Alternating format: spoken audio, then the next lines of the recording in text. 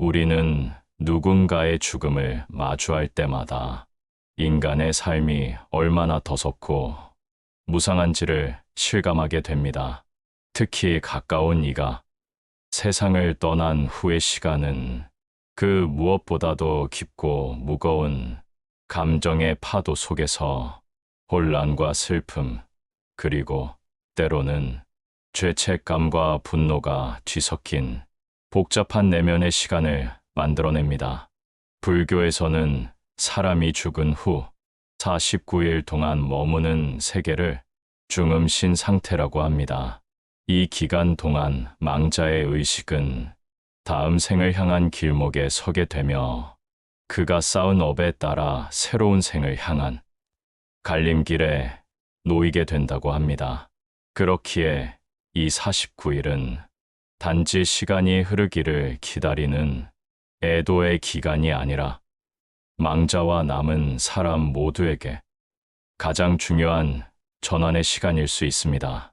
하지만 안타깝게도 많은 이들이 이 시간을 슬픔에 휩싸인 채 무의식적으로 흘려보내거나 어리석은 행위로 인해 망자의 길을 더욱 어지럽히는 경우도 많습니다.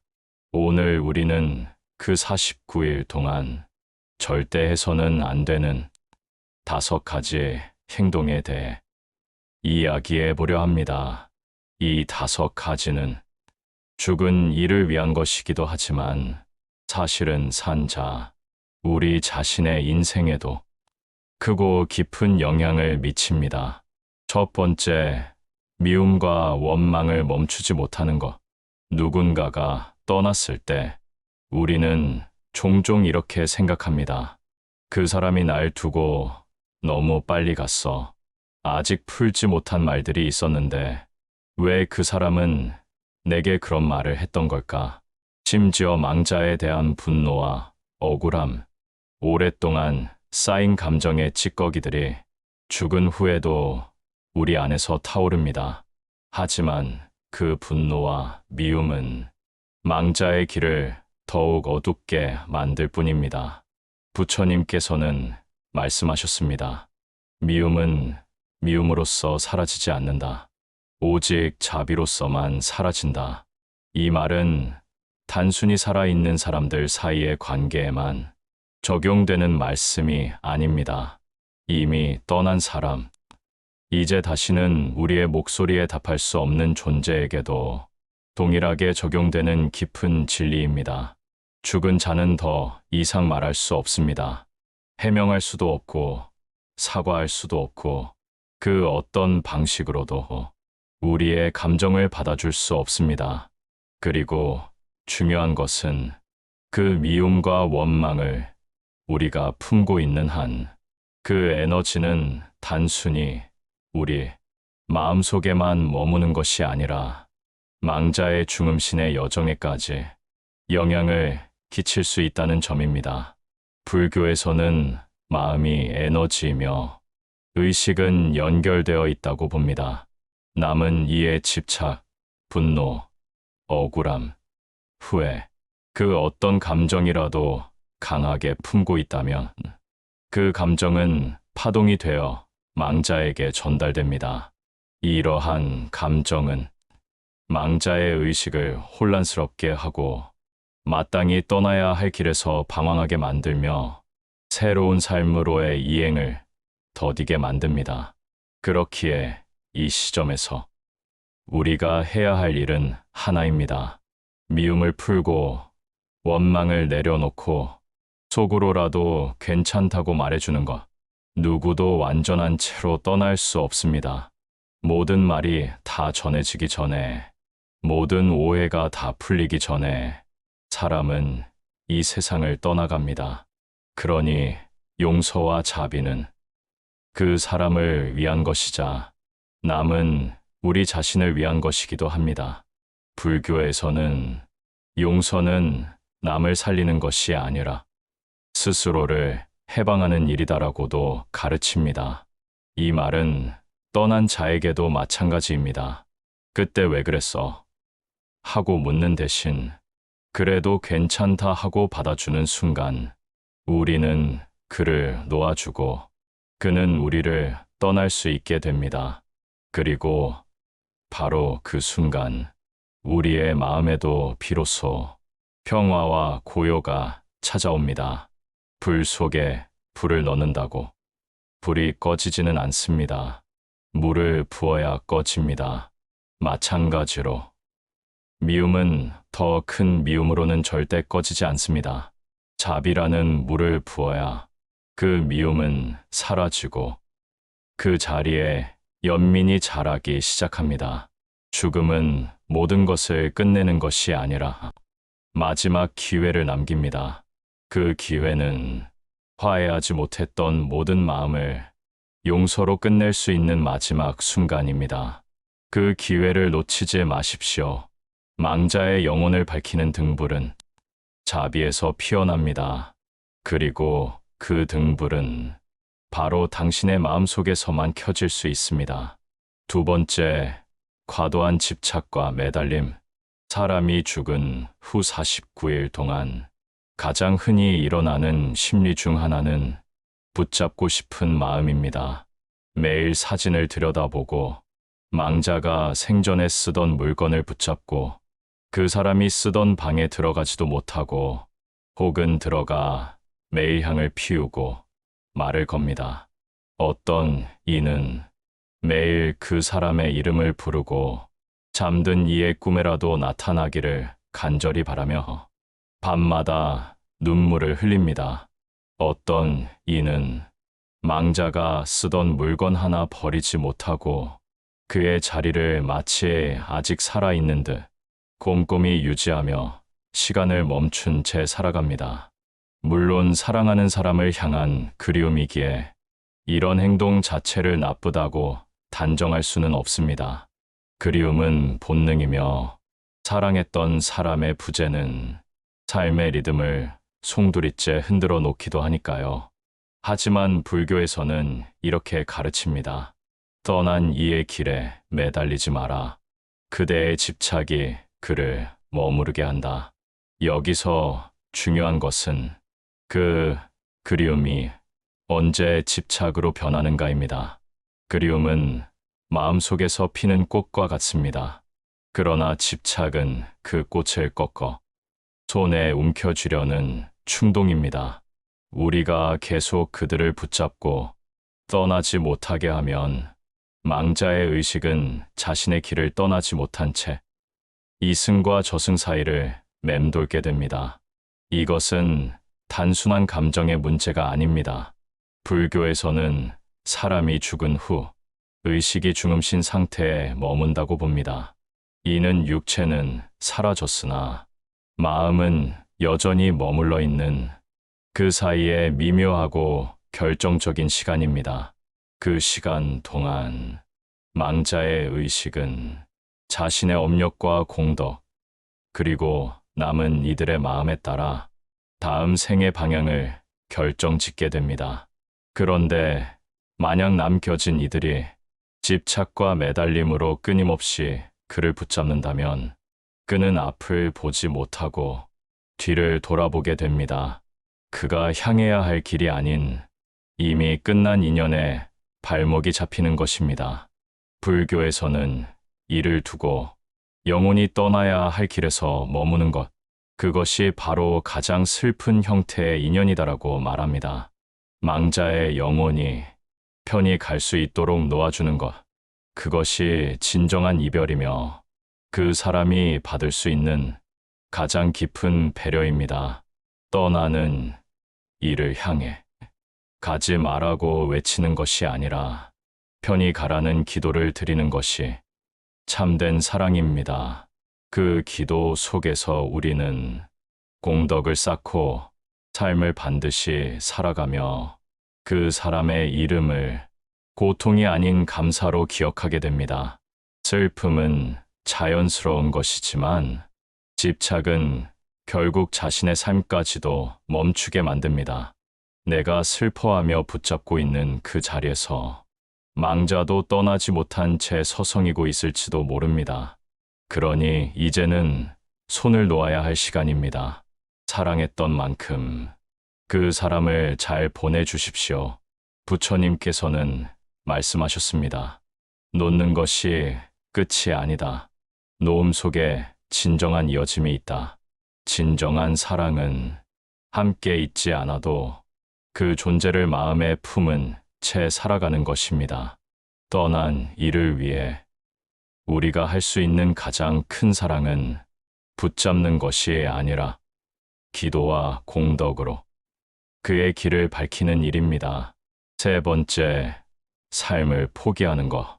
많은 이들이 사랑하는 사람을 잃은 뒤 이런 생각에 빠지곤 합니다. 그 사람이 없는 세상에 내가 왜 살아야 하지? 이제 내 인생은 끝이야. 더는 아무것도 하고 싶지 않아. 죽은 사람과 함께 자신의 삶까지도 꺼버리려는 그 어둠 속으로 걸어 들어갑니다. 하지만 부처님께서는 이렇게 말씀하셨습니다. 죽은 이는 이미 길을 떠났고 산 자는 이 생을 완주해야 할 의무가 있다. 이 말씀은 단순한 위로가 아니라 삶을 향한 가장 근본적인 깨우침입니다. 삶은 늘 예기치 못한 이별과 마주하게 됩니다. 그러나 불교에서는 누군가의 죽음을 이유로 나의 생을 꺼뜨리는 것은 두 생 모두를 헛되이 만드는 일이라 말합니다. 우리는 종종 죽음을 끝이라고 오해합니다. 그러나 부처님의 가르침에 따르면 죽음은 끝이 아니라 다음 생을 향한 전환이며 산 자는 그 인연의 흐름 속에서 자신에게 맡겨진 생을 끝까지 살아내야 할 책임을 지닙니다. 불교에서는 이를 자기의 생을 성실히 감당하는 것, 그것이 바로 가장 큰 공양이요 삶의 가장 높은 수행이다라고 가르칩니다. 우리가 살아있는 이유는 단지 숨을 쉬고 있기 때문이 아닙니다. 어떤 인연은 떠났지만 그 인연이 남긴 의미를 우리가 행동으로 이어가는 것, 그것이 살아있는 자의 몫입니다. 사랑하는 사람이 떠난 자리를 바라보며 슬픔에 잠기는 것은 자연스러운 일이지만 그 슬픔 속에 너무 오래 머물러 자신의 생을 방치하게 된다면 그것은 떠난 사람을 위한 삶이 아니라 떠난 사람을 잃은 채 무너진 삶이 됩니다. 부처님은 말씀하셨습니다. 인연은 오고 가며 꽃을 피우고 꽃이 지면 씨앗을 남긴다. 그 사람은 떠났지만 그 사람이 우리 안에 남긴 것들은 사라진 것이 아닙니다. 그 사람이 남긴 말, 그가 남긴 따뜻함, 그가 보여준 삶의 태도는 이제 우리의 것이 되었습니다. 그러니 우리는 그 사람을 기리는 마음으로라도 자신의 삶을 더 단단하게, 더 성실하게, 더 깨어있는 마음으로 살아가야 합니다. 누군가를 잃었다는 이유로 스스로를 잃어버리는 것이 아니라 그 사람이 바랐을 더 나은 나로 살아가는 것, 그것이 가장 깊은 추모이자 가장 진실한 사랑의 완성입니다. 삶은 언제나 질문을 던집니다. 당신은 지금 누구의 목까지 살고 있습니까? 그 질문 앞에서 우리는 머뭇거리지 말고 대답해야 합니다. 나는 누군가의 삶을 기억하며 나의 목과 그의 목까지도 묵묵히 살아내고 있다고. 그 대답이 곧 우리의 기도이자 그를 보내는 가장 고요한 노래가 될 것입니다. 네 번째, 망자의 죽음을 세속의 방식으로만 해석하는 것. 사람이 죽으면 주변에서는 온갖 말들이 오고 갑니다. 그 사람은 복이 없어서 그래. 조상을 제대로 안 모셔서 그렇다더라. 무슨 무속적인 기운이 있던 거래. 그때 그 집안을 누가 저주했다더라. 이런 말들은 망자의 삶과 죽음을 마치 설명 가능한 결과로 몰아가려는 세속의 시선에서 비롯된 것입니다.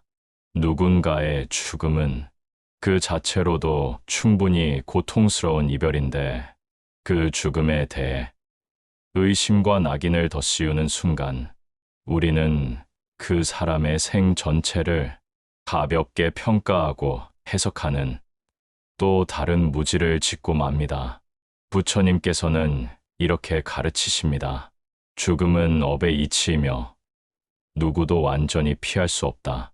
이 말은 죽음이 어떤 특별한 저주나 재앙의 결과가 아니라 모든 존재가 태어난 순간부터 자연스럽게 받아들여야 할 삶의 일부라는 뜻입니다. 불교에서는 모든 현상이 인연과 업력의 결과로 이루어진다고 봅니다.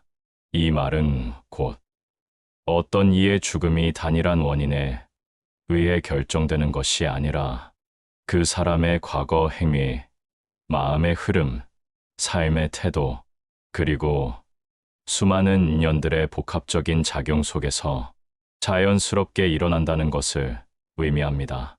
우리가 누군가의 죽음을 두고 무속이나 요상한 해석에 의지할 때 그것은 자신의 두려움을 외부로 돌리고자 하는 방어 심리이기도 합니다. 하지만 그럴수록 우리는 삶의 본질에서 멀어지고 죽음을 이해할 수 없는 미지의 공포로만 받아들이게 됩니다. 죽음을 두려움으로만 대하면 삶은 끊임없는 불안의 연속이 됩니다. 그러나 불교에서는 죽음을 이해해야 할 진실로 바라봅니다. 죽음은 실패가 아닙니다. 죽음은 저주도 아니고 삶의 불운한 결말도 아닙니다. 죽음은 그저 한 생의 마무리이며 그 사람이 걸어온 모든 인연의 마지막 발자국입니다. 그 발자국을 우리가 어떻게 바라보고 기억하느냐가 그 사람을 향한 마지막 공경이 됩니다. 만약 우리가 그는 복이 없었어, 집안 기운이 안 좋았어, 무엇이 잘못된 업을 가져온 거야, 이런 말들로 망자의 생을 가볍게 평가한다면 그것은 그 사람이 살아온 수많은 날들을 한 줄의 오해로 지워버리는 큰 어리석음이 됩니다. 부처님은 말씀하셨습니다. 삶의 시작도 인연이고 삶의 끝도 인연이다. 오고 감을 탓하지 마라. 다만 모든 인연에 감사하라. 그러니 우리는 죽음을 두고도 탓하거나 설명하려 들거나 이유를 찾기보다 그 생이 품고 있었던 고귀함을 기억해야 합니다. 죽음을 향해 낙인을 찍는 대신 감사를 전하십시오. 망자의 삶을 왜 그렇게 되었는가가 아니라 어떤 마음으로 살아갔는가로 기억해 주는 것이 바른 이별이며 올바른 죽음의 이해입니다. 죽음은 두려운 것이 아니라 우리 모두에게 예정된 진실입니다. 그리고 그 진실은 공포가 아니라 이 생을 더 잘 살아내라는 가르침이기도 합니다. 다섯째, 기도 없이 무기력하게 보내는 것. 슬픔에 빠진 사람들은 종종 이렇게 말합니다. 기도할 힘도 없어요. 그냥 시간이 흐르길 기다릴 뿐이에요. 아무것도 하기 싫어요. 다 무의미해요. 하지만 부처님께서는 사람이 죽은 뒤 머무는 49일의 시간을 결코 무기력하게 흘려보내서는 안 된다고 말씀하셨습니다. 이 시기는 망자에게도 남은 이에게도 마음의 작용이 가장 깊게 닿는 시간입니다. 죽은 이의 의식은 아직 완전히 이 세상을 떠나지 않았고 생전에 지은 업과 남은 인연, 그리고 산 자가 보내는 마음의 기운에 따라 다음 생으로 향하는 방향이 결정되기 때문입니다. 부처님은 이렇게 말씀하셨습니다. 공덕은 등불이 되어 영혼의 길을 비춘다. 기도는 그 공덕의 불빛입니다. 기도는 단순히 슬픔을 이겨내기 위한 위로가 아니라 망자의 여정에 실제로 영향을 주는 마음의 진동이며 공덕의 씨앗입니다. 사람들은 종종 무기력함을 자연스러운 애도로 여깁니다. 하지만 불교에서는 그저 흘러보내는 것과 바르게 보내는 것은 전혀 다르다고 가르칩니다. 그저 시간을 흘려보내는 것은 마음속 고통을 외면한 채 삶을 멈추는 것이지만, 바르게 보내는 것은 그 고통 속에서도 기도와 공덕의 힘으로 누군가를 끝까지 책임지는 일입니다. 단 한 번의 염불이라도, 단 한 번의 삼배라도 진심으로 올려진 그 마음은 죽은 자의 의식에 반드시 닿습니다. 왜냐하면 마음은 보이지 않지만 그 진실된 작용은 인연을 관통하기 때문입니다. 부처님은 말씀하셨습니다.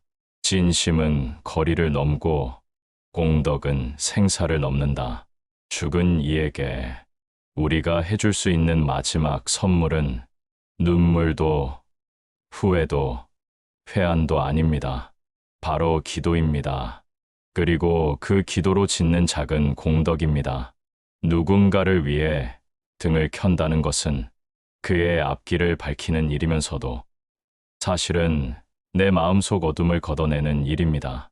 그러니 기도할 힘이 없다고 말하지 마십시오. 기도는 힘이 있을 때 하는 것이 아니라 힘이 없을 때야말로 가장 간절하게 해야 하는 것입니다. 작은 꽃 한 송이를 올리는 마음으로 뜨거운 눈물 속에서 손을 모아 평안히 가시라는 한마디만이라도 전한다면 그 기도는 어둠을 비추는 등불이 되어 망자의 마지막 여정을 따뜻하게 감싸줄 것입니다. 그리고 그 기도는 돌고 돌아 언젠가 당신의 삶이 어두워질 때 다시 당신을 비추는 빛이 되어 돌아올 것입니다.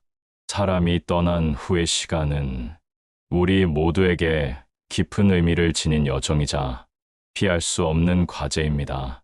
이 과제는 단순히 해결해야 할 문제가 아니라 우리의 내면을 성장시키는 소중한 기회이기도 합니다.